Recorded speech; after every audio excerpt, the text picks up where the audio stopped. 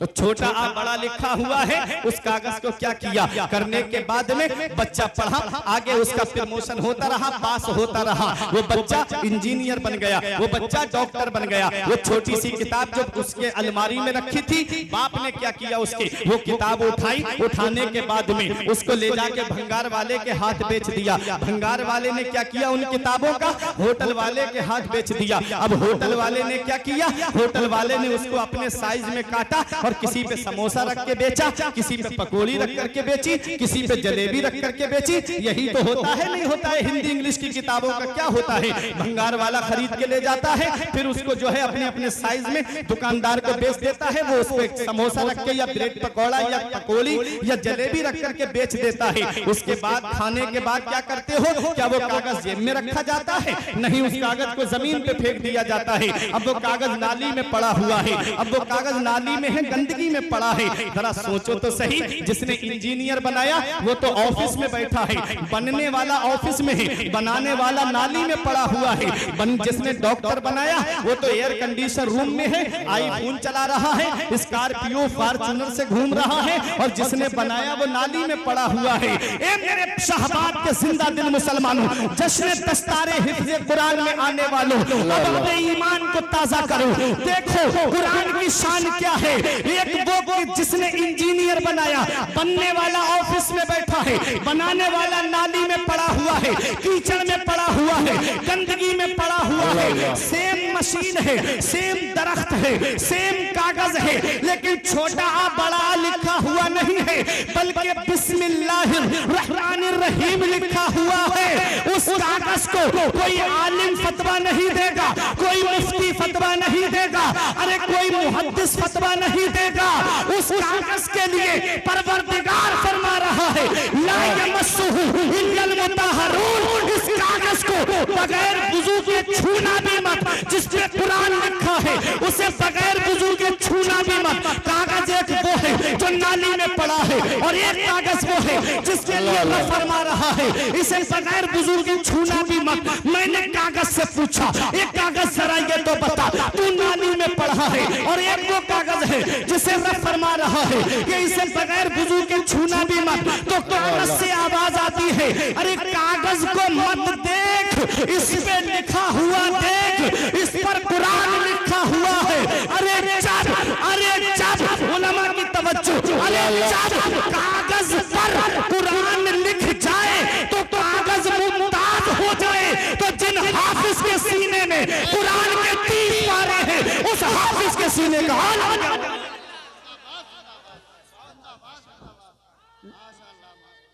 नारे तकबीर, दोनों हाथों को उठाकर इस्तकबाल करो। नारे तकबीर, नारे रिसालत, मसलके आला हजरत, उलमा अहले सुन्नत, अज़मत कुरान, मकाम कुरान, जश्न दस्तार बंदी, शहबाब का सुन्नी मुसलमान, अल्लामा फुरकान मंजरी साहिब किबला। नारे रसूल अल्लाह जिंदाबाद। बहुत खूब, माशाअल्लाह। जब कागज पे कुरान लिख जाए तो कागज अजमत वाला हो जाए। तो जिस हाफिज ने 30 पारे अपने सीने में महफूज कर लिए, उस हाफिज के सीने का आलम क्या होगा, उस हाफिज की शान का आलम क्या होगा। दूर जाने की जरूरत नहीं। रामपुर वालों, मिशकात शरीफ की हदीसे पाक, आका इरशाद फरमाते हैं, कुरान को जिल्द में लपेट करके आग के अंदर डाल दिया जाए तो उस कुरान को आग नहीं जला सकती।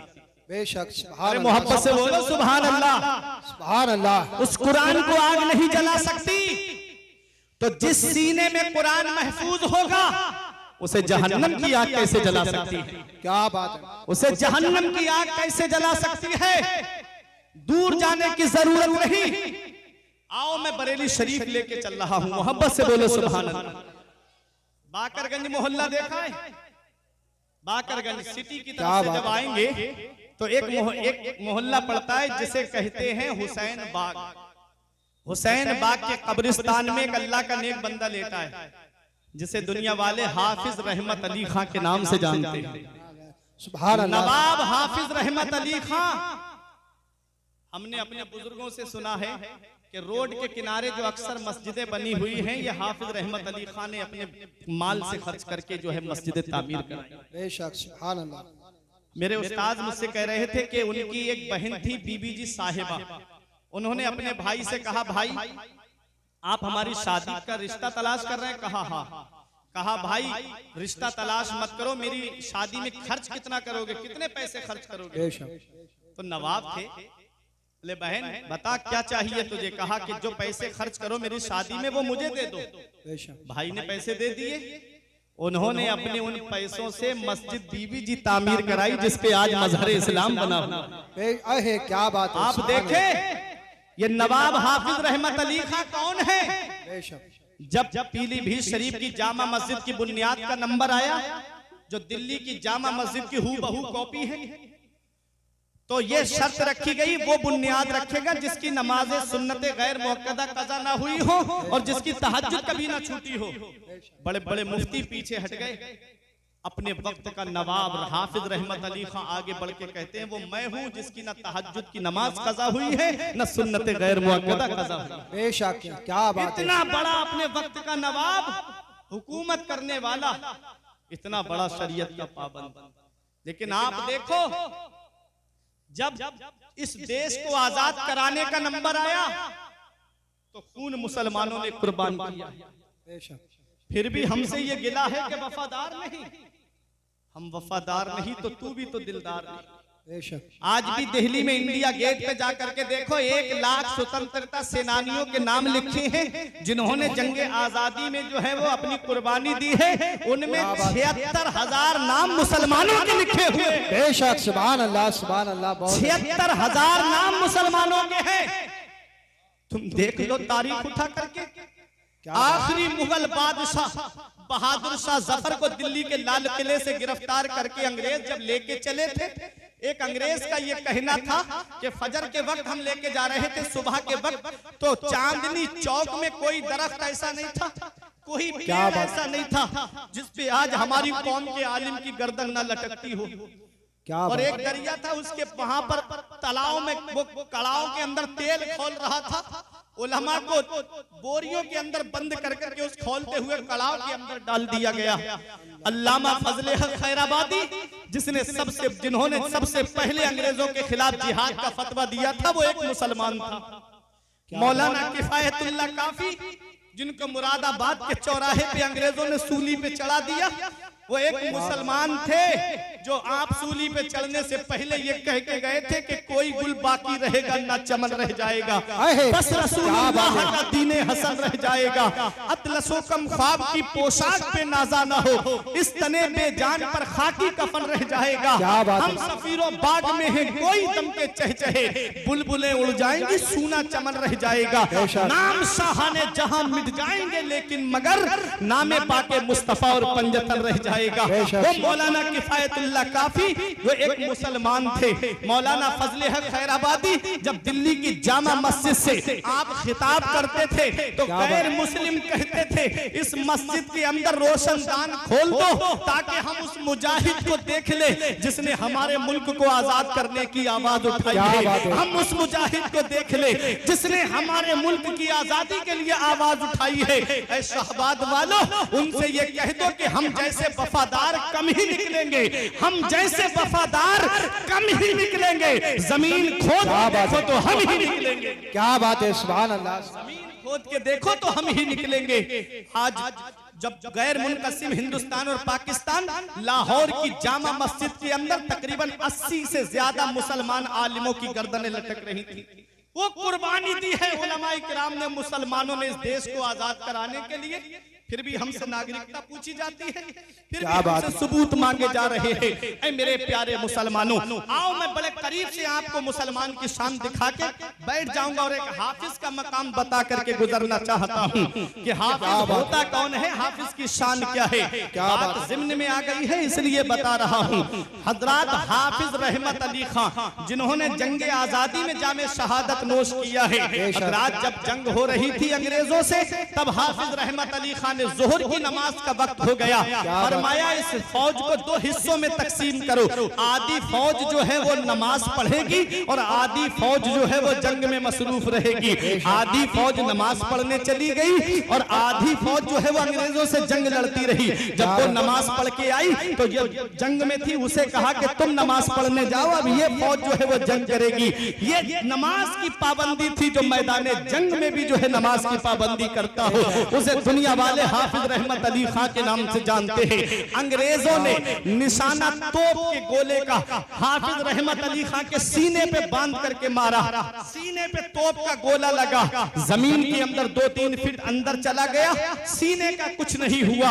अंग्रेज हैरत से देखने लगा, कौन सी जैकेट पहन के आया है, कौन सी बुलेट प्रूफ जैकेट इसने पहनी है, सीने पे तोप का गोला लगा है और इसके सीने का कुछ नहीं हुआ। वो तोप का गोला जो बस्ती में गिर जाए तो बस्ती तबाह कर दे, जो कस्बे में गिर जाए तो कस्बे का नामो निशान मिटा दे, जो शहर में गिर जाए तो शहर को जो है नक्शे से मिटा दे। वो तोप का गोला हाफिज रहमत अली खां के सीने पे लगा, कुछ नहीं हुआ, जमीन के अंदर धंस गया।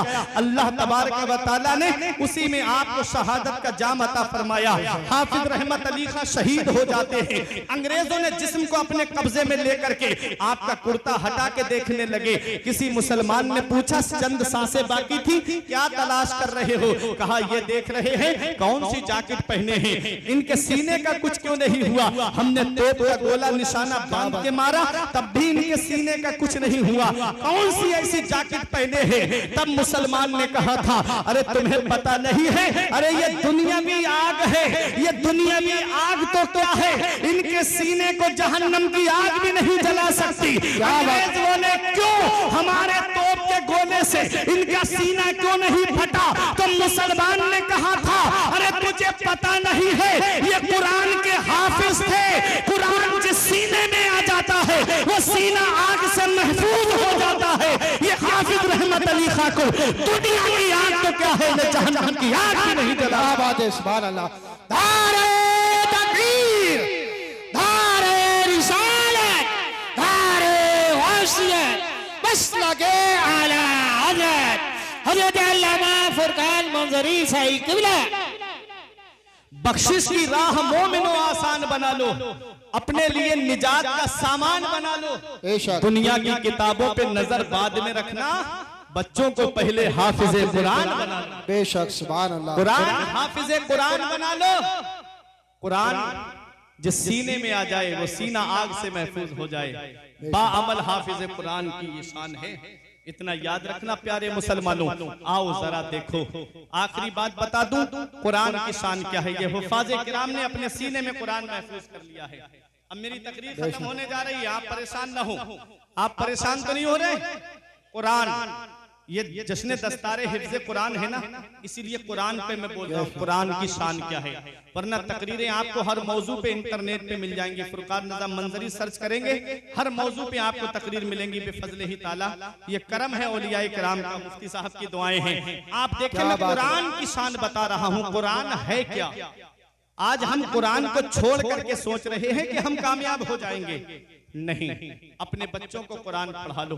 ए मेरे बुजुर्गों, इतना याद रखना, अपनी औलाद को ऐसी तालीम दे के जाना जहां औलाद के ऊपर माँ बाप के हक हैं, वहीं औलाद के भी हक माँ बाप के ऊपर हैं। मदीने वाले मुस्तफा ने फरमाया है, अद्दिबू औलादकुम अला सलासे खिसाल, अपनी औलाद को 3 बातें सिखाओ। सबसे पहली बात, हुब्बे नबीयकुम, अपने नबी की मोहब्बत औलाद के दिल में डाल दो। नबी का प्यार औलाद के दिल में डाल दो। नबी की मोहब्बत क्या फिल्में दिखाने से पैदा होगी? नबी की मोहब्बत क्या बच्चों को गाने सुनाने से पैदा होगी? नबी की मोहब्बत क्या उन्हें कार्टून दिखाने से पैदा होगी? नबी की मोहब्बत क्या उन्हें बचपन ही से गेम खेलने की आदत बनाने से पैदा होगी?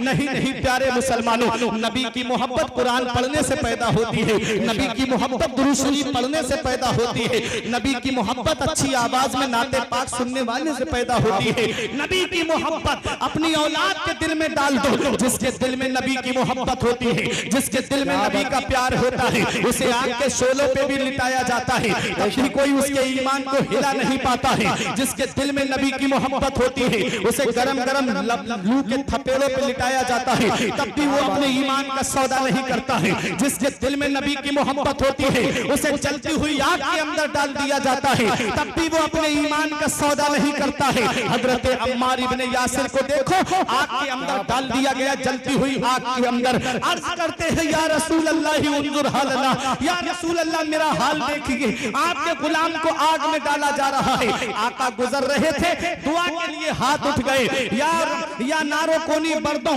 व सलामन अला अम्मार कमा कुंते अला इब्राहिम। ए आग अम्मार पे वैसे ही ठंडी और सलामती वाली बन जा जैसी हजरत इब्राहिम पे ठंडी और सलामती वाली हो गई थी। हजरत अम्मार इब्ने यासिर आग से बाहर निकल आए, तब काफिरों ने एक जुबान होकर कहा था, ए अम्मार इब्ने यासिर बताओ, अगर तुम दौलत चाहते हो तो दौलत दे दे, अगर तुम पैसा चाहते हो तो पैसा दे दे, तुम किसी कबीले की खूबसूरत लड़की से निकाह करना चाहते हो तो हम तुम्हारा निकाह करा देंगे, अगर तुम सरदारी चाहते हो तो तुम्हें सरदारी दे देंगे। बताओ क्या तुम नबी का कलमा पढ़ना छोड़ सकते हो, नबी की मोहब्बत दिल से निकाल सकते हो? तब हजरत अम्मार इब्ने यासिर ने फरमाया, ए सारे काफिरों सुन लो, तुम सारी दुनिया की दौलत ला करके मेरे हाथ पे रख दो, तब भी मैं अपने नबी से मोहब्बत करना नहीं छोड़ सकता। बरेली के इमाम की नजर पड़ी, बरेली से पुकार के कहते हैं, उनका मंगता पांव से ठुकरा दे वो दुनिया का ताज, उनका मंगता पांव से ठुकरा दे वो दुनिया का ताज, जिसकी खातिर मर गए मुनीम रगड़ कर एड़ियां, ताकि रूहुल कुद्स के मोती जिसे सजदा करे, रखती है कितना वकार अल्लाह अकबर एड़ियां। क्या बात है, सुभान अल्लाह, सुभान अल्लाह। तो नबी की मोहब्बत औलाद के दिल में डाल दो। दूसरी बात आका फरमाते हैं, हुब्बे अहले बैती, मेरे अहले बैत की मोहब्बत औलाद के दिल में डाल दो। अहले बैत की मोहब्बत जहन्नम से बचाती है, नबी की मोहब्बत जहन्नम से बचाती है। और इस हदीस को जिस मकसद के तहत मैंने पढ़ा वो तीसरी बात सुनो और उस पर अमल करना शहबाद वालों। मेरे आका फरमाते हैं, वक़िरातिल कुरान, और अपनी औलाद को कुरान की तालीम पढ़ना सिखाओ। बेशक अपनी औलाद को कुरान की तालीम दो। कहीं ऐसा ना हो, कहीं ऐसा ना हो कि बगैर तालीम कुरान की दिलाए दुनिया से चले गए, बेशक तो वो औलाद तुम्हारे लिए ईसाले सवाब नहीं कराएगी, बल्कि बंटवारे के लिए लड़ाई और झगड़े करती नजर आएगी। बेशक सुभान अल्लाह, सुभान। इसलिए औलाद को इस हाल में दुनिया से छोड़ के जाओ कि जब जनाजा उठने वाला हो तो वो बंटवारे की लड़ाई ना करे, बल्कि सरहाने बैठ करके कुरान की तिलावत करती नजर आए, कुरान की तिलावत करती नजर आए। हमने दुनिया का जायजा लिया है, हमने दुनिया में देखा है कि वो जो नाश करते थे कि मेरा बेटा फला जगह जॉब कर रहा है, मेरा बेटा फला मनसब पे कायम है, मेरा बेटा इतने पैसे महीने में कमा के लाता है, हमने देखा जब वो दुनिया से चले गए तो वो रुमाल छोटा सा सर पे रख के दूर खड़े होके इमाम साहब कहते हैं जनाजे की नमाज पढ़ाने की इजाजत दो, तो वो दूर से कहते हैं पढ़ाओ मौलाना साहब, नमाज जनाजा पढ़ाओ। अल्लाह अकबर। वो जो जनाजे में लेटा है ना, वो चौराहे पे खड़े होके कहता था मेरा बेटा इतने पैसे कमाता है, मेरा बेटा फला मनसब पे फाइज है, मेरा बेटा फला जगह जॉब करता है, मेरा बेटा फैमिली के साथ फला जगह रहता है। उसका मुंह नहीं थकता था तारीफ करते करते। अब देखो वो जनाजे की चारपाई में लेटा है, कोई चीखे सुनने वाला नजर नहीं आ रहा है। नमाज जनाजा पढ़ने खड़ा हुआ तो नीचे रुमाल बिछा लिया। किसी आलिम ने पूछा ये रुमाल क्यों बिछाया? कहता है यहाँ तो सफ बिछी हुई नहीं है, सजदा करूंगा तो मेरी पेशानी पे गर्द लग जाएगी। तो किसी आलिम ने कहा अरे तुझे पता नहीं है नमाज जनाजा में सजदा नहीं होता है। वो जो सीना तान के कहता था मैंने फला यूनिवर्सिटी से ग्रेजुएशन कराया है, मैंने फला कॉलेज में अपने बेटे को पढ़ाया है, अब उसकी चीखें सुनने वाला कोई नहीं है। वो चीख के कह रहा था अरे जालिम, नमाज जनाजा में सजदा नहीं होता है। काश मैंने तेरी तालीम पे लाखों रुपये खर्च ना किए होते, करोड़ों रुपये खर्च ना किए होते, बल्कि मैंने तुझे मदरसे की टूटी हुई चटाई पे बैठाया होता और नबी का लाया हुआ कुरान पढ़ाया होता तो तू दूर खड़ा नहीं होता, बल्कि जनाजा की नमाज पढ़ा करके मेरे लिए बख्शिश की दुआ करता नजर आता। क्या बात है, सुभान अल्लाह सुभान अल्लाह, बहुत अच्छा। इसलिए ऐ मेरे अजीजों, बच्चों को कुरान पढ़ाओ, बच्चों को कुरान की तालीम दो, बच्चों को दीन की तालीम दो, बच्चों को शरीयत की तालीम दो, कि कहीं ऐसा ना हो मरने के बाद पता नहीं कौन हमारे काम आए। हम आपसे पूछते हैं, आप कितना अपने बाप की कब्र पे जाते हो,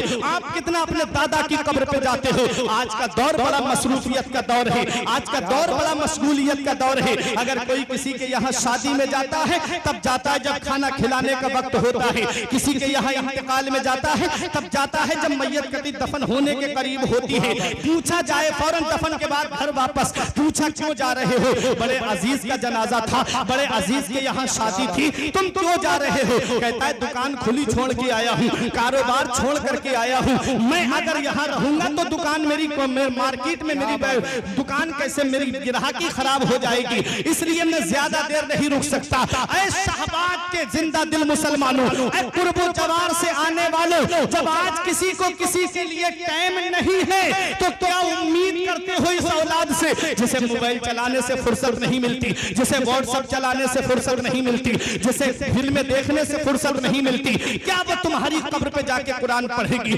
क्या वो तुम्हारी कब्र पे जाकर के इसाले सवाब करेगी। जो 2.5 घंटे की फिल्म देख ले लेकिन बाप से बात नहीं करती, वो कौम जो 2.5 घंटे की फिल्म बैठ करके देखे, 10 मिनट अपने बाप के पास बैठ करके बातें नहीं करती, वो क्या तुम्हारी कब्र पे जाकर के इसाले सवाब करेगी।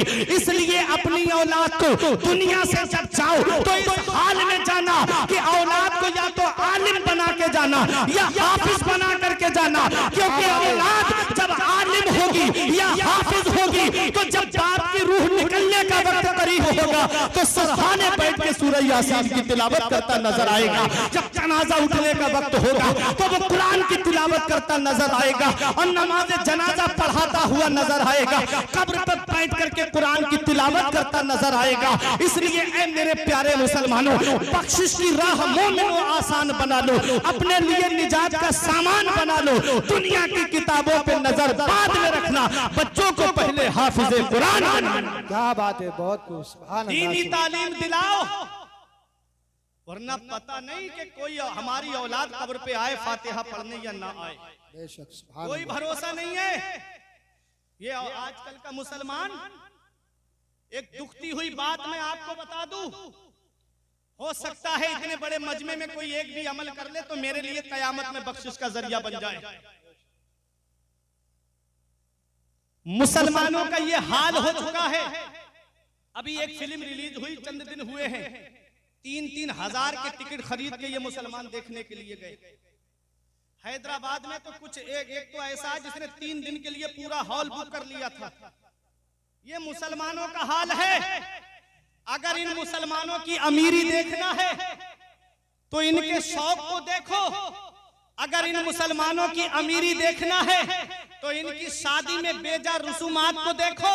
बेशक हजारों के बैंड, हजारों की डांस पार्टी, फला 50,000 की डांस पार्टी अपने बेटे की शादी में लाया, मैं 1 लाख की लेकर के आऊंगा। और अगर इनके हाल देखना है तो मज़ारात पे इनके हाल देखो। कव्वालियों में क्या बात, 1-1 लाख रुपए में कव्वाल को बुला करके मुकाबले कराए जाते हैं।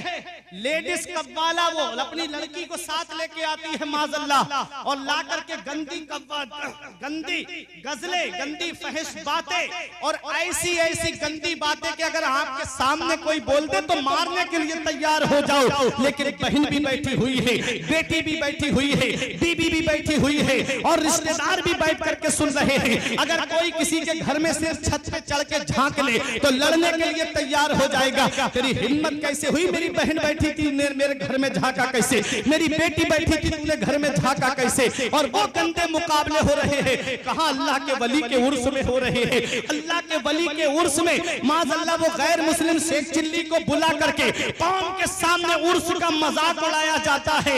आज गैरों को देखो, वो अपनी किताबों पे खर्च कर रहे हैं, वो दीनी तालीमात पे खर्च कर रहे हैं। और मुसलमानों का हाल, ये मुकाबलों पे पैसे खर्च कर रहे हैं, ये कव्वालियों में पैसे खर्च कर रहे हैं। हैं। अगर इन मुसलमानों की अमीरी देखना है तो इनकी शादियों को देखो, और इनकी गरीबी देखना है तो इनके मदरसों को देखो, इनकी कौम के इमामों को देखो। आज मदरसे वीरान कर दिए गए, आज मदरसे सूने कर दिए गए। इतना याद रखना प्यारे मुसलमानों, अगर ये मदरसे बंद हो गए तो ये इस्लाम के सिपाही तुम्हें कहां से मिलेंगे। इसलिए हुकूमत भी जानती है जहां जहां से मदरसे खत्म किए गए वहां वहां से इस्लाम मिटता चला गया। ये उलमा आपको बताएंगे, लंबी चौड़ी तकरीर करने नहीं आया, वरना बताता मैं तारीख से। सीरिया के अंदर, गरनाता स्पेन के अंदर आप देखें, जहां 700 साल मुसलमानों ने हुकूमत की, फर्डिनेंड ने जब उस पर कब्जा किया, मदरसे पहले बंद कराई, मस्जिदें पहले बंद कराई। इस्लाम का नाम लेने वाला कोई वहां नहीं था, कोई मुसलमान आपको वहां नजर नहीं आता कुछ सालों तक। ये है, देखो हुकूमत जानती है जहां जहां मदरसे बंद हुए वहां वहां इस्लाम मिटता चला गया। इसीलिए मदरसों का सर्वे कराया गया कि इन मदरसों को कॉलेज में कन्वेंट कर दो, इन मदरसों को जो है वो स्कूल में तब्दील कर दो। न कौम के सिपाही पैदा होंगे, न ये कुरान पढ़ के तुम्हें तरावी में सुनाएंगे, न हाफिज कुरान होंगे, न आलिम दीन होंगे, न मजहब की बातें तुमको सुनाएंगे। इसलिए अपने मदरसों की हिफाजत करो, अपने मदरसों को तकबीयत पहुंचाओ। आज आलिम से मेरी कौम के लोग बात इसलिए नहीं करते कहीं रसीद लेके मेरे घर पे ना आ जाए। आज हाफिज से बातें इसलिए नहीं करते कहीं रसीद लेके मेरे घर पे ना आ जाए। मुझे बताओ, शहबाद और कुर्बो जवार से आने वालों, क्या इन्होंने कभी अपने घर के लिए तुमसे चंदा मांगा? क्या कभी इन्होंने अपने मदरसे के अलावा छोड़ करके कभी अपने लिए चंदा मांगा कि मेरे पास कपड़े फट गए हैं, मुझे पैसे दे दो, कपड़े बनाऊंगा, मेरे पास मोटरसाइकिल नहीं है, चंदा दे दो, मैं मोटरसाइकिल खरीदूंगा? कभी अपने लिए इन्होंने मांगा? नहीं मांगा। मांगा है तो रसूलुल्लाह के घर के लिए मांगा, मांगा है तो अल्लाह के घर के लिए मांगा। क्यों? क्योंकि तुम क्या जानो इन उलमाए किराम, इन हुफ्फाज़े किराम को, जब वो वहाबी देवबंदियों ने सऊदिया रियाल पे पढ़ने वालों ने, जब उन्होंने एक एक दो दो महीने में 3-3 मंजिला मदरसा बना करके तैयार कर लिया और फिर ही तालीम देना शुरू कर दी, तब मेरी कौम के आलिम जागे, तब मेरी कौम के हाफिज जागे। कहीं मेरी कौम के बच्चे उनके मदरसे में जाकर के अपना ईमान से हाथ न धो बैठे, कहीं मेरी कौम के बच्चे उनके मदरसे में जाकर के कहीं ऐसा ना हो कि वो उन्हीं के उसमें चले जाएं। इसलिए मेरी कौम के आलिम निकले रसीद लेकर के, इसलिए मेरी कौम के हाफिज निकले रसीद लेकर के। ईद के दिन तुम्हारे बच्चे सिवई खाएं और आलिम जाकर के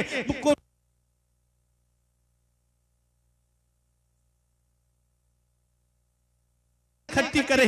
तुम तो रमजान में तरावी पढ़ के चैन से सो जाते हो, वो बंबई के सेठों के घरों पे चक्कर लगाता है, बंबई के सेठों के घरों पे 2-2 घंटे तक लाइन में खड़ा रह करके मदरसे के लिए चंदा मांग करके लाता है। हाफिज है, अपने लिए मांगना जिल्लत है। एक ही दर्द है इनके दिल में, एक ही दर्द है इनके सीने में कि रसूलुल्लाह का मदरसे के अंदर होते रहे। तुम सिवई खाओ, वो फितरा इकट्ठा करे। रमजान के महीने में वो बंबई के सेठों के दरों दरवाजे पे जाकर के चक्कर लगाए। इतना याद रखना, अपने लिए मांगना बाइस जिल्लत है और मदरसे के लिए मांगना बाइस इज्जत है। क्या बात है, नारे तकबीर। अरे हाथ उठाकर बोलिए, नारे रिसालत, मसलके आला हज़रत, अज़मते कुरान।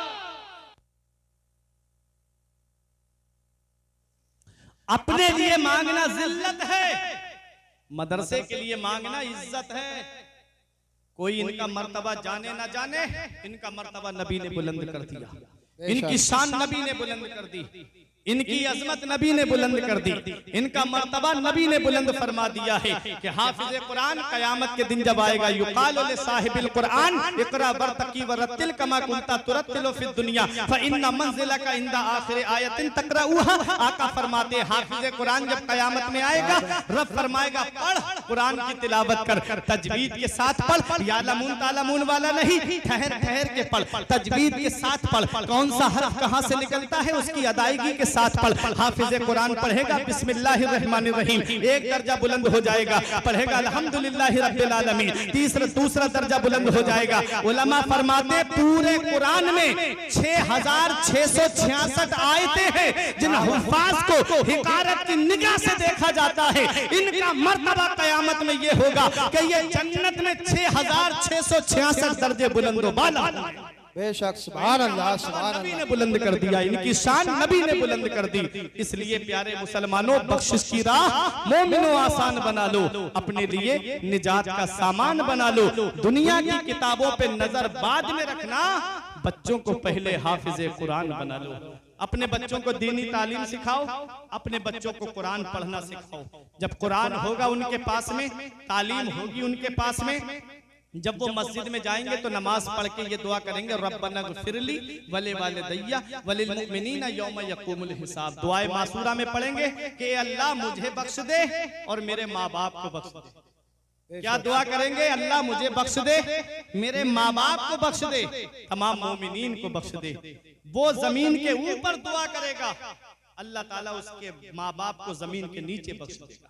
बेशक, इसलिए मरने के बाद की तैयारी करो, पता नहीं ये दुनिया कब छोड़ के जाना पड़ जाए। औलाद को इस हाल में छोड़ के जाओ कि जब जनाजा उठे तो वो कुरान पढ़ती नजर आए। पहले आलिम हाफिज बना लो, फिर उसके बाद चाहे इंजीनियर बनाओ, चाहे डॉक्टर बनाओ, चाहे प्रोफेसर बनाओ। जब वो आलिम हाफिज होगा तो वो नाजायज किसी के टेस्ट नहीं लिखेगा 4-5 के फला जगह से पैसा आए, बस वही लिखेगा जो बीमारी उसके अंदर होगी। इसलिए दीनी तालीम दो। ये एक पैगाम था मेरा जो मैंने अपनी कौम के सामने पेश कर दिया। कुरान करीम के ताल्लुक से था। मैंने कुरान की जो आयत पढ़ी थी, अल्लाह ने फरमाया कुल्ला इनिज्तमातिल इंसु वल जिन्न अला अन यातू बिमिस्ली हाज़ल कुरान ला यातूना बिमिस्ली वलौ काना बअदुहुम लिबअदिन ज़हीरा। रब फरमाता अगर तमाम जिन्नात और इंसान मिलकर के एक जगह जमा हो जाएं इस बात पर कि इस कुरान की मिस्ल ले आए, ला यातूना बिमिस्ली, हरगिज कुरान की मिस्ल नहीं ला पाएंगे। वलो काना बादुहुम लिबादिन ज़हीरा, अगरचे उनका बाज का ताबुन करे, मदद करे, तब भी वो कुरान की मिस्ल नहीं ला सकते। मेरा इमाम कहता है तेरे आगे